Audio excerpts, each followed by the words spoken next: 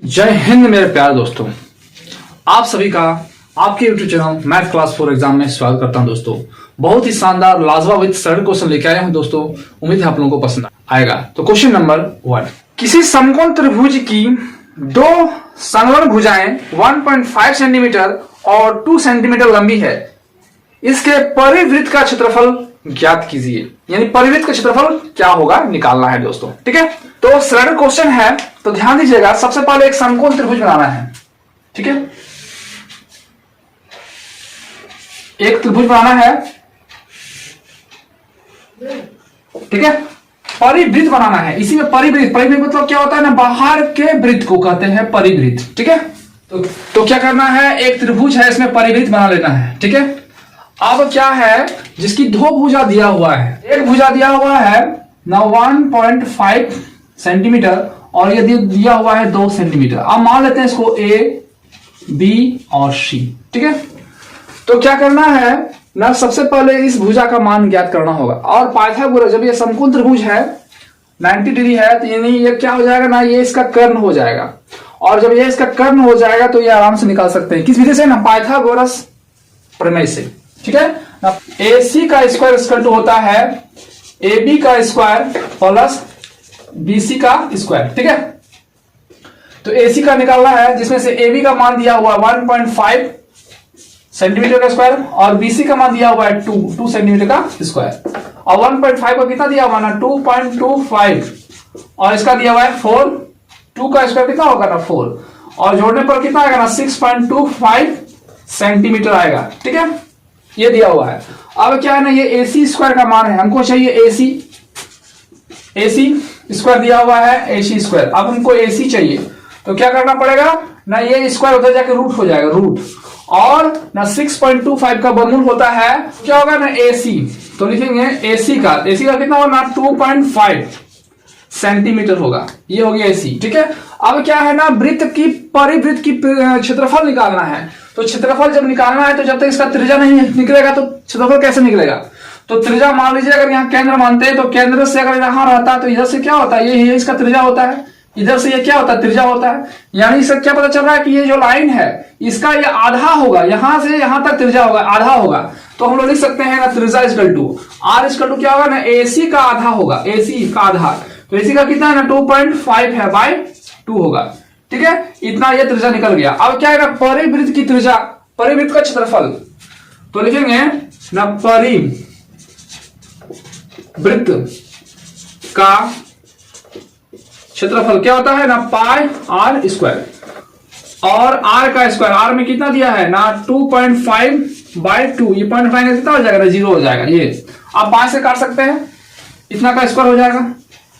ठीक है, अब 5 से काट सकते हैं, 5 4 20 और 50 25। ठीक है, तो कितना हो जाएगा ना, पाई मल्टीपल 5 मल्टीपल 5 और 4 मल्टीपल 4। ठीक है, क्योंकि 2 बार लिखना है, 5 बाय 4 का स्क्वायर में तो 2 बार लिखना है। ठीक है, अब क्या करेंगे ना, पाई लिखेंगे और पाई कितना है ना, 5 मल्टीपल 5 कितना हो जाएगा ना 25 बाय 16। ठीक है, अब लिखेंगे पाई इस मल्टीपल और 2.5 को 16 से जब डिवाइड देंगे तो आएगा 1.5625 और यह आंसर आएगा वो सेंटीमीटर स्क्वायर में होगा, क्योंकि क्षेत्रफल निकलता है तो जो भी मान रहता है, अगर सेंटीमीटर तो सेंटीमीटर स्क्वायर होगा, अगर मीटर है तो मीटर स्क्वायर होगा। ठीक है, ऑप्शन नंबर जो होगा वह ए होगा। ठीक है, तो क्वेश्चन नंबर 2 दोस्तों, ABC एक समकोण त्रिभुज है जिसमें कोण A 90 डिग्री है और AB का मान 6 सेंटीमीटर है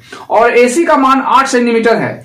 एक वृत्त जिसका केंद्र O त्रिभुज के अंदर बना है, वृत्त की परिमाप क्या होगा। ठीक है, तो एक समकोण त्रिभुज बनाना है। ठीक है, क्या करना है, एक समकोण त्रिभुज।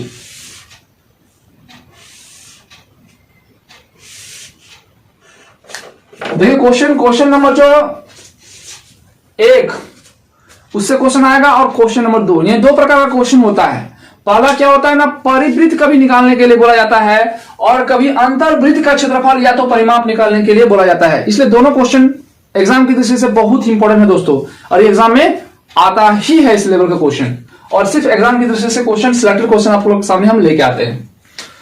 तो पूरा का पूरा व्यू कीजिएगा। तो क्या है, ये समकोण त्रिभुज है, इसके अंदर एक वृत्त है, अंतवृत्त मतलब एक अंदर वृत्त बना हुआ है, ठीक है, और इसका परिमाप निकालना है, जिसमें से कोण ए जो है वह समकोण है। तो कोण ए को मान लिया यहां, ये राइट एंगल बनाना है, तो ये हो जाएगा बी, ये हो जाएगा सी, ठीक है।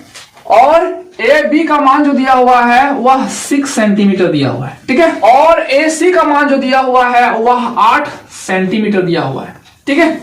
तो क्या ना पाइथागोरस नियम से निकाल सकते हैं, बीसी का मान निकाल सकते हैं। तो पाइथागोरस बताता है ना कर्ण का स्क्वायर यानी बीसी का स्क्वायर इक्वल टू हो जाएगा एसी का स्क्वायर प्लस ए बी का स्क्वायर। तो ये क्या हो जाएगा ना, कर्ण हो जाएगा। तो ये कर्ण का स्क्वायर इक्वल टू एसी का स्क्वायर प्लस ए बी का स्क्वायर, ये हो गया। अब बीसी का निकालना है, तो एसी का मान कितना दिया हुआ ना 8, तो 8 का स्क्वायर, बीसी का मान कितना दिया ना 6, तो 6 का स्क्वायर, 8 का स्क्वायर कितना हो जाएगा 64, और 6 का स्क्वायर कितना हो जाएगा ना 36। और जब दोनों को जोड़ेंगे कितना हो जाएगा ना 100 हो जाएगा, और 100 का वर्गमूल कितना होता है ना 10 होता है, ठीक है। ये स्क्वायर हो जाएगा, क्या होता है रूट हो जाता है, तो ये निकल गया बीसी, ठीक है। तो ये बीसी का मान निकल गया, ठीक है। तो अब क्या चाहिए ना, त्रिज्या चाहिए, क्योंकि परिमाप चाहिए, यहां से यहां तक का इसको त्रिज्या चाहिए। तो त्रिज्या कब निकलेगा, जब त्रिभुज का क्षेत्रफल और अर्ध परिमाप से भागा देंगे तो इसका त्रिज्या निकल जाएगा। तो याद रखिएगा, हमेशा अंतवृत्त को निकालने का त्रिज्या का फॉर्मूला होता है त्रिभुज का क्षेत्रफल बटा अर्ध परिमाप निकालना होगा, तबे जो है इसका आर निकलेगा। तो आर का फॉर्मूला क्या हो जाएगा, डायरेक्ट लिखेंगे, क्या होता है ना त्रिभुज का क्षेत्रफल। तो त्रिभुज में क्या दिया हुआ है ना 1/2 आधार गुना ऊंचाई, तो ये हो गया आधार कितना है ना 6, और ऊंचाई कितना है ना 8, ये हो गया बाय। यहां लिखिएगा ना त्रिज्या इक्वल टू ना त्रिभुज का क्षेत्रफल बटा अर्ध परिमाप। तो अर्ध परिमाप मतलब क्या होता है, आप लोग पढ़े होंगे, एस इक्वल टू क्या होता है ना, S equal to A plus B plus C by 2 होता है, यही होता है अर्ध परिमाप। तो निकाल सकते हैं, ए का मान कितना है ना, मान लेते हैं यहाँ 6, और बी अभी निकला, कितना निकला ना 10, इसको मान लेते हैं 10, और सी का मान कितना है ना 8, तो लिख लेते हैं 8/2। तो कितना हो जाएगा ना 10 और 6 कितना हो गया 16, 16 और 4 20 और 4 24, तो 24 को 2 से भागा देंगे कितना हो जाएगा ना 12। तो यही निकल गया अर्ध परिमाप। और इतना से यहाँ कितना है ना 12, तो यहाँ लिखाएगा 12। अब इससे इसको काट सकते हैं 3 बार में, और 3 से काट सकते हैं 3 4 12, और 4 से काट सकते हैं 2 बार में। तो ये त्रिज्या निकल गया 2 सेंटीमीटर, ठीक है। तो क्या चाहिए ना परिमाप, यानी अंदर के वृत्त का परिमाप चाहिए। तो परिमाप का फॉर्मूला क्या होता है ना, परिधम माप मतलब परिधि। तो परिधि का फॉर्मूला क्या हो जाएगा ना, परिधि का फॉर्मूला हो जाएगा ना 2πr, यानी 2 इंटू पाई का मान पाई रहने देते हैं, और आर का मान कितना है ना 2, तो कितना हो जाएगा 2 2 जा 4 पाई हो जाएगा, ठीक है। हो जाएगा ऑप्शन नंबर जो होगा वह डी होगा। तो आप इस तरह से निकाल सकते हैं दोस्तों, ये एग्जाम की दृष्टि से बहुत ही इंपॉर्टेंट है दोस्तों। ये एक बार क्या होता है ना, परिवृत्त निकालने के लिए बोला जाता है, एक आम अंतर्वृत्त निकालने के लिए बोला जाता है। या तो बोलेगा अंतवृत्त का क्षेत्रफल ज्ञात कीजिए, या तो अंतवृत्त का परिमाप ज्ञात कीजिए। जैसे ही आर निकल जाएगा तो आप क्षेत्रफल भी निकाल सकते हैं और परिमाप भी निकाल सकते हैं, जो बोले जाए वो निकाल सकते हैं। तो क्या होता है ना, वृत्त की परिधि का फॉर्मूला क्या होता है ना 2πr, और वृत्त की क्षेत्रफल क्या होता है ना पाई स्क्वायर। ये सब याद रखना ही होगा, तब निकाल सकते हैं इसी और आसानी से, ठीक है। नंबर 3 दोस्तों, एक सम बहुभुज के आंतरिक और बाह्य कोण का अनुपात 4:1 है, बहुभुज में भुजाओं की संख्या कितनी है, ठीक है, ये निकालना है दोस्तों। तो क्या लिखना है ना, आंतरिक कोण, माना कि आंतरिक कोण, आंतरिक कोण इक्वल टू, तो क्या होता है ना 4, तो यहां लिख देते हैं 4x, क्योंकि हमेशा जब अभी हम लोग बनाए हैं अनुपात में तो अनुपात को x लेके बनाए हैं। और बाह्य कोण, बाह्य कोण दिया हुआ है 1, तो मान लेंगे 1x, ठीक है। अब एक फॉर्मूला होता है कि अकॉर्डिंग टू द क्वेश्चन, क्या फॉर्मूला होता है ना, आंतरिक कोण प्लस बाह्य कोण इक्वल टू 180 डिग्री होता है, ये आप लोग पढ़े होंगे। क्या होता है ना, आंतरिक कोण प्लस बाह्य कोण,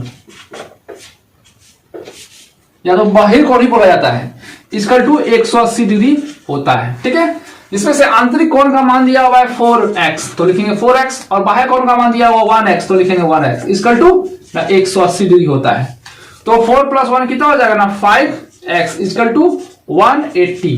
अब 5 से कर सकते हैं ना, 5 दिया 15 5 36, यानी x का जो मान होगा वह 36 डिग्री होगा। ठीक है, तो क्या निकालने के लिए बोला गया क्वेश्चन में? तो दोस्तों क्या दिया हुआ है ना, बाह्य कोण माने थे 1x, तो ये x का मान निकल गया 36 डिग्री, यानी यही हो गया बाह्य कोण। क्या हो गया, मैं इसको लिख सकते हैं बाह्य कोण, बाह्य कोण इक्वल टू 36 डिग्री हो गया।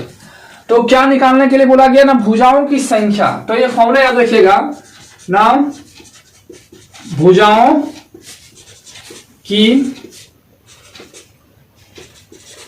संख्या इक्वल टू होता है 360 डिग्री बटा बाह्य कोण। ठीक है, तो लिखने के अनुसार से आप मान लेते हैं इसको थीटा, इसी को मानते हैं बाह्य कोण को। यहां दिया हुआ है ना बाह्य कोण, हर बार बाह्य कोण लिखने का जरूरत नहीं है, तो बाह्य कोण को हम लोग मान लेते हैं थीटा। तो क्या होता है ना, भुजाओं की संख्या इक्वल टू 360 डिग्री बटा, यहां थीटा लिख देंगे, यही थीटा मतलब बाह्य कोण। तो कितना दिया हुआ है ना 360 डिग्री बटा थीटा, थीटा का मान कितना है ना, बाह्य कोण का मान 36 डिग्री है, बस यही लिखिएगा, काट दीजिए, कितना आ गया ना 10। तो 36 से 36 कर देंगे, एक जो था यहां हो गया, यानी 10 हो गया। तो क्या लिखेंगे ना, भुजा की संख्या, तो भुजाओं की संख्या कितना निकला ना 10, तो लिखेंगे 10, ऑप्शन नंबर सी होगा। ठीक है, क्वेश्चन नंबर 4 दोस्तों, 7 भुजा वाले एक बहुभुज की डिग्री में आंतरिक कोण का योग कितना होगा। ठीक है, तो 7 भुजा वाला बहुभुज की डिग्री में आंतरिक कोण का योग कितना होगा, ये निकालना है। तो मान लेते हैं 7 भुजा, मतलब मान लेते हैं n का मान 7। ठीक है, ये हो गया भुजा की संख्या। अब क्या निकालना है ना, आंतरिक कोण का योग याद करना है, आंतरिक कोण का योग। तो फॉर्मूला याद रखिएगा कि 7 भुजा वाले आंतरिक कोण का योग, तो आंतरिक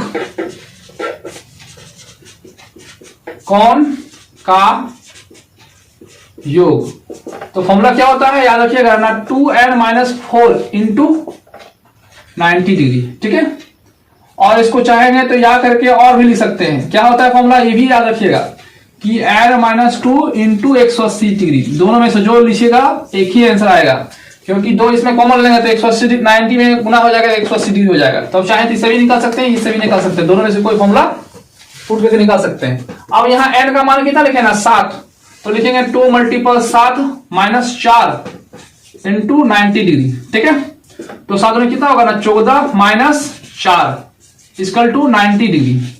तो कितना हो जाएगा, 14 में 4 घटाकर कितना हो जाएगा ना 10, और यहाँ कितना है ना 90, तो लिखेंगे 90। अब 10 को 90 से मल्टीप्लाई करके कितना हो जाएगा ना 900 डिग्री होगा। आंतरिक कोण का योग क्या होगा, 900 डिग्री होगा। ठीक है, नंबर जो होगा वह डी होगा। तो आप इस तरह से निकाल सकते हैं इजी से और आसानी से। ठीक है, आज का last question with selected question, come question लेकिन सिलेक्टेड क्वेश्चन देखने को मिलेगा दोस्तों। तो इस तरह को वीडियो पाते रहने के लिए हमारे चैनल को सब्सक्राइब जरूर कीजिएगा दोस्तों। ठीक है, तो एक नियमित बहुभुज में आंतरिक कोण 108 डिग्री का है, एक नियमित बहुभुज में प्रत्येक आंतरिक कोण 108 डिग्री का है, तो भुजाओं की संख्या कितनी होगी। ठीक है, याद रखिएगा ना, बाह्य कोण फॉर्मूला क्या होता है ना, बाह्य कोण प्लस आंतरिक कोण इक्वल टू होता है, तो क्या होता है ना, बाह्य कोण प्लस आंतरिक कोण इक्वल टू 180 डिग्री होता है। ठीक है, जिसमें से बाह्य कोण को मान लेते हैं थीटा, क्या मानते हैं ना थीटा मान लेते हैं, जिसमें से आंतरिक कोण का मान दिया हुआ है 108 डिग्री और ना इक्वल टू 180। तो थीटा इक्वल टू लिखेंगे ना 180 डिग्री माइनस 108 डिग्री, तो घटाएंगे कितना हो जाएगा ना 2 हो जाएगा और 7 हो जाएगा, यानी थीटा का मान हो जाएगा 72 डिग्री। तो भुजाओं की संख्या का फॉर्मूला क्या होता है ना,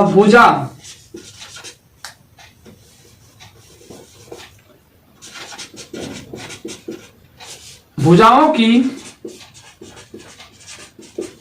संख्या होता है ना 360 डिग्री बटा थीटा, थीटा मतलब बाह्य कोण। हमेशा याद रखिएगा कि जब भी भुजा निकालने के लिए बोला जाए तो 360 डिग्री बटा बाह्य कोण, बाह्य कोण को क्या माना है ना थीटा माना है, तो थीटा लिखेंगे। अब कितना है ना 360 डिग्री बटा थीटा, थीटा का कितना मान है ना 72 डिग्री, तो लिखेंगे 72। आप 36 से काट सकते हैं, एक बार में ये जाएगा 2 बार में, और ये कट जाएगा 5 बार में। ठीक है, यहाँ 1 0 था, 1 0 हो गया, 2 से काट दिया 5 बार में, यानी जो भुजा की संख्या होगा वह 5 होगा। ऑप्शन नंबर सी होगा। ठीक है, तो दोस्तों सरल क्वेश्चन विथ एग्जाम की दृष्टि से बहुत ही महत्वपूर्ण क्वेश्चन था। तो बने रहिए, पूरा का पूरा व्यू कीजिएगा और नेक्स्ट वीडियो लेकर आएंगे बहुत ही शानदार विथ लाजवाब क्वेश्चन। तो दोस्तों आज लगता ही, जय हिंद जय भारत।